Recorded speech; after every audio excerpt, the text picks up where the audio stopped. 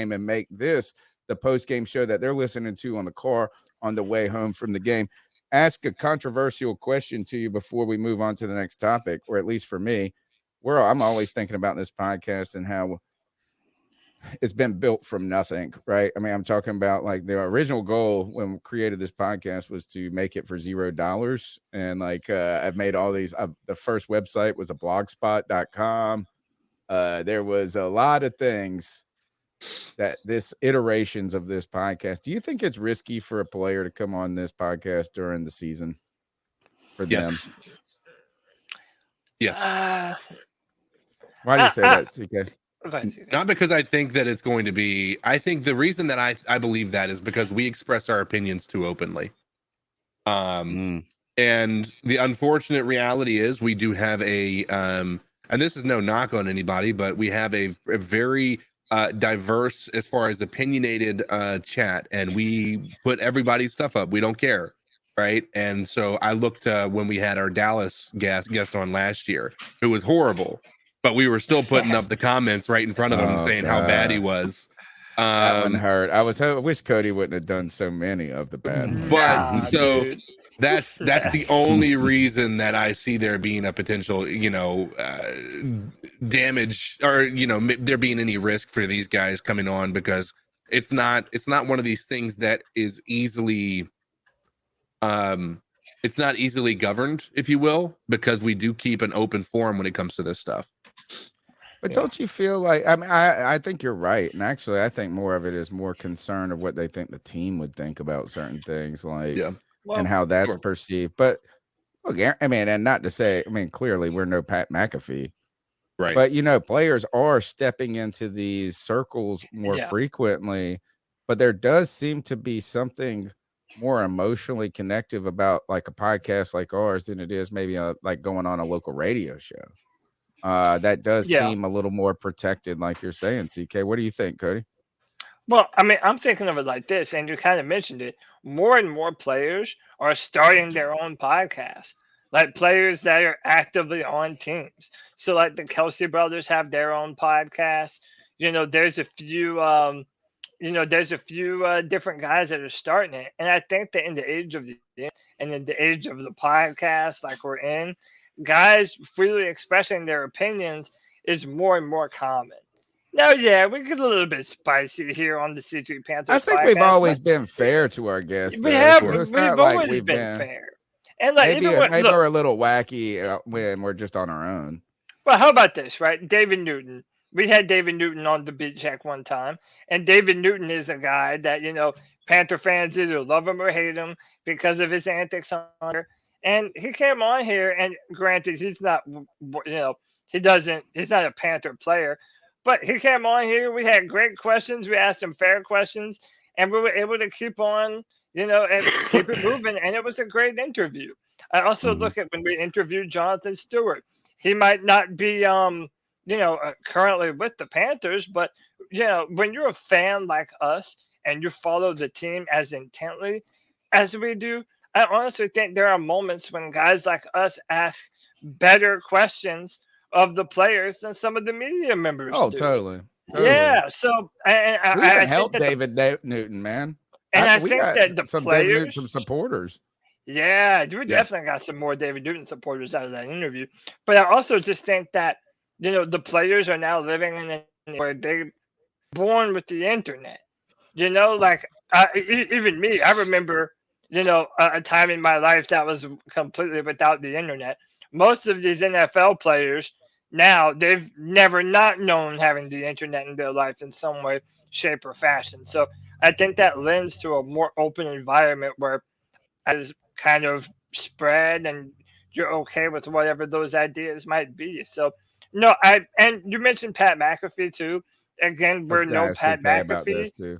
Well, we're no Pat McAfee, but at one point in time, Pat McAfee was no Pat McAfee. Mm-hmm. He had to start somewhere. And I do think, man, the last thing I'll say, there's something to be said about the authenticity of what we do.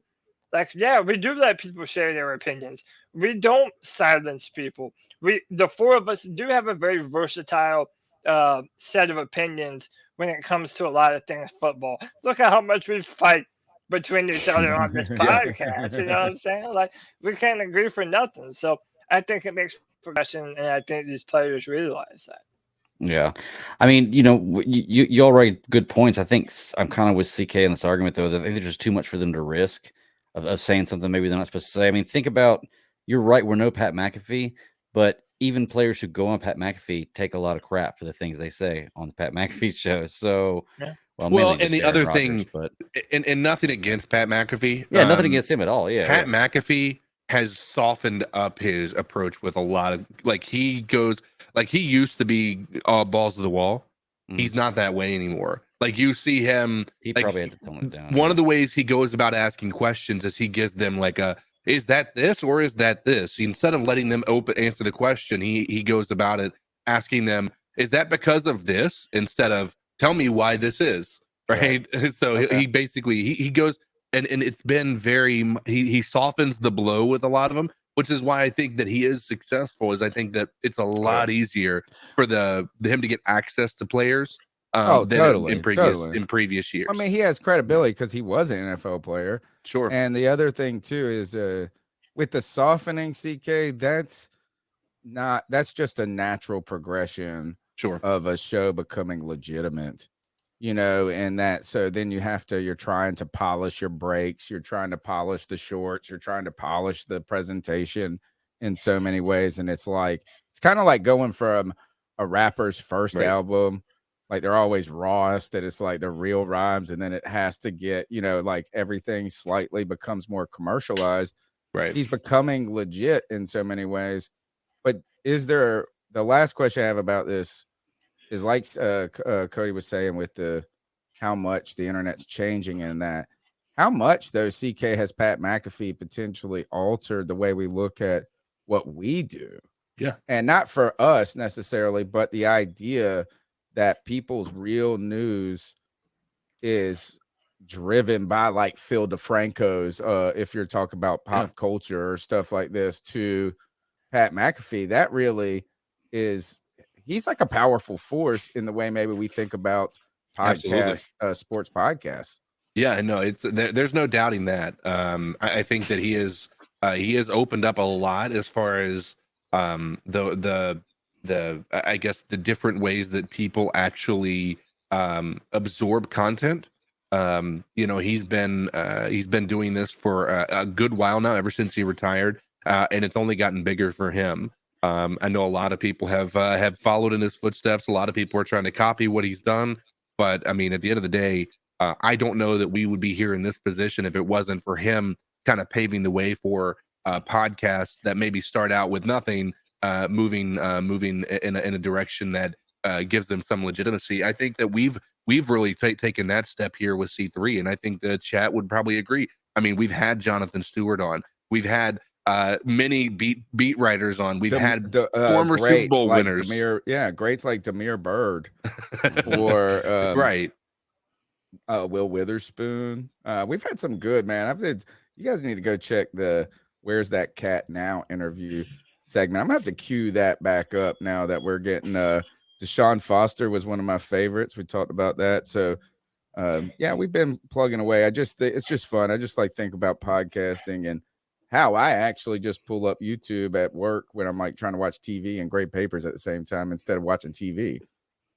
So it's just a different way of living. What we got next to talk about, guys? We were talking about receivers in the news. In the news. We're gonna get to this next one. Real quick, I don't know if he's in the chat room right now. Our boy, your boy, technically, Tony, White Chocolate Espresso, illegitimate son.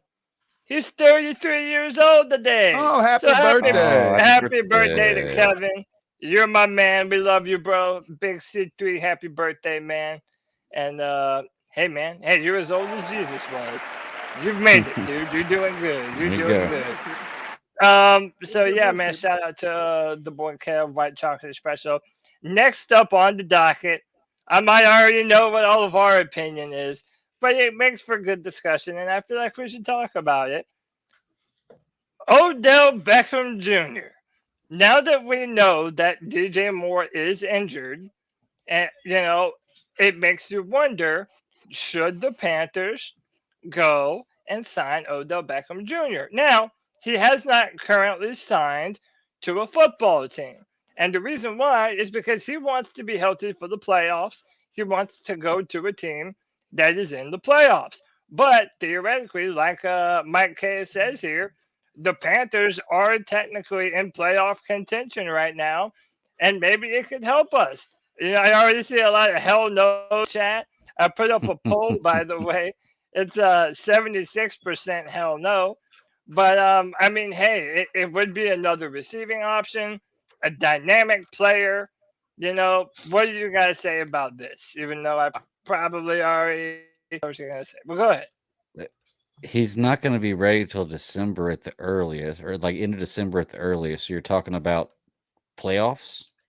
So you're talking about him not even being ready for the playoffs. And I mean, his thing is he doesn't just want to be on a playoff team. He wants the bag. Right. Like that's the thing. He wants to get a multi-year deal worth a lot of money. I'm not mad at him about that, but are we willing to give him that? Is the question. I don't think we should. Not for the potential of only one game, even if he's just coming in for the playoffs. Like, Right. Number two is, you guys forget, he is literally a villain to Carolina Panthers, right? People have forgotten what he did to Josh Norman back in 2015 when he heat-seeking missiled Josh Norman's head like a fucking spear. Like let's be real about it. Anybody who thinks that this guy is deserving to be on this team is absolutely joking. Secondly, anybody who thinks he wants to come to be a Carolina Panther right now, with us being a run-first team, not a passing air raid offense, you've got another thing coming. This is not the type of team that is built for an Odell Beckham Jr. This is a team that's built for a Deontay Foreman and a Chuba Hubbard and a Blackshear. Oh, right? God. Imagine the meltdowns he would be having on the sideline. Right. If only Baker was still the quarterback.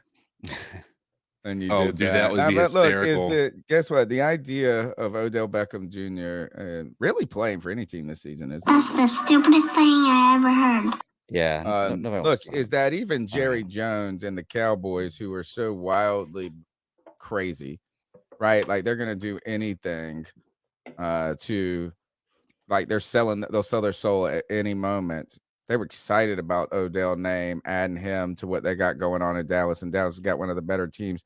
They met with him on his little tour that he's been around, and Jerry's like, "You can't play football, man. Like, he's not ready. He's not ready to play." And incredibly, there's no way he's probably going to be ready by the playoffs to play, to be honest. Right. Because like Odell last year and what he did that was so successful and good when he went to the Rams, he didn't just walk on in the playoffs. Like he joined them maybe week 11 or something like that. So he didn't play well. This is kind of so unrealistic. And then now he's out there saying that he's not really seeking a deal for this year. He's like courting teams for next year's free agency. Like he's trying to get a 2-year deal or something like this ahead of time. Not only it's just a bad fit entirely for us. And I can't really see a fit in the NFL at the current moment that it would make all that great. I guess you could add him to the Bills, but guess who's coming out of retirement right now? Cole Beasley to join the Bills. No, he joined the Cowboys. Was it the Cowboys? Yeah, he joined the Cowboys. Oh, so he retired. Or no, did he join? Yeah. I thought he joined the Bills. Yeah, he joined the Bills. He joined the Bills. Oh, okay. I thought it was the Bills. Yeah, he did. He went to the Bills. Read it again. before, but like, good God, I thought it was what the an Cowboys. off. Say something again, CK. Your mic just went funky. I said I'm pretty sure. I thought it was the Cowboys. Wasn't Cole Beasley on another team this year already and got cut? I think after like one game. I think I think it was the Bucks. I think he got signed for like one game and then got cut. Yeah. So it's Buffalo. He didn't go to Buffalo. Okay. Speaking of getting cut. No, wait. T.Y. Hilton went to the Cowboys, by the way. Yep, that's what it was. Right. Yes, that's what it was. Speaking of getting cut, the Carolina Panthers waived Davion Nixon today. It wasn't his birthday, was it? It was. Yeah, it was his birthday. Why does this always happy happen? Why does it birthday. seem to coincide? This is not the only time that this has happened in not only the Panthers, but in NFL, right? It's like, cut this person on the birthday. It always makes the saddest story. Why didn't they do it yesterday? Why didn't they file the paperwork tomorrow? Cook, gosh, this is difficult. But Davion Nixon, I think this is actually because Harry Anderson is being activated again. Okay. Yes. Does that sound right? Yeah, He was name? activated last That's week. his name. They said they were bringing him up in the story I read on Panthers.com. Yeah, after Okay. he had a fucking heart procedure or some shit. No, a Like stroke. He had a stroke? stroke.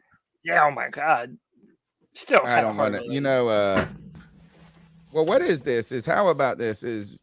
What is, in fact, we had, I think it was Michael who came on and talked about the stadium, right? And like how the infrastructure, we need a doctor come on and talk about like how you just have a minor stroke. Like, what is that? What does that mean? Is that like a blood clot in the brain? Is that what? Why does it feel like more young people are having strokes? I know. Who else has had a stroke? There's been like there's been a large amount of athletes and celebrities that are younger that have been having strokes lately. In their 20s, in their 20s and 30s. Like it's been a lot. I had the worst secret thought. Was it about the vaccine? About the what? The vaccine, because that's what a lot of people are connected to. I was not even thinking about that. Now that was your secret thought, CK. Yeah. My secret thought is like, what is a NFL player who's in peak physical condition? What causes them to have a stroke? And like, is it a genetic predisposition? Is it a freak accident? I've just read some things that guys have done. I'm not saying, what in your lifestyle is it? Could it be supplements? I'm not saying that. Never mind. I told you it was a secret thought. But why do you have? Is he on some extracurricular substances? Is basically. I'm not. Yeah. Is that even? Is it? It's not entirely out of the. What I'm saying is go read Jason Peter book and what this guy was doing in the NFL. My point being is that to be 30. Well, he's 31. I guess maybe he's just pushing his body so hard. But if it's a blood clot so anyway.